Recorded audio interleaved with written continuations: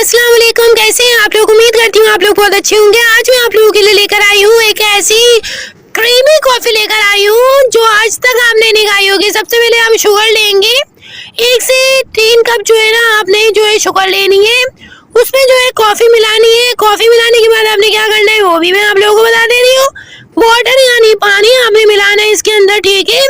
पहले मैंने क्या मिलाया था, चीनी मिलाई है, कॉफी मिलाई और पानी मिलाया है। अब मैं क्या करने वाली हूँ, वेरी गुड, 20 से 25 मिनट के लिए इसे अच्छी तरह से मैं मिक्स करूंगी।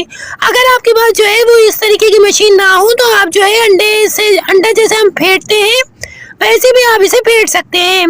बहुत ही मजे तरीके से आपने इसे अच्छे तरीके से फेंट लेना है और फेंटने के बाद क्या करना है वो भी मैं आप लोगों को बता देती हूँ झटपट तरीके से, बहुत ही आसान तरीके से। जी आपकी जो है क्रीम जो है यानी कॉफी क्रीम जो है वो रेडी है, तैयार है। अब मैं सबसे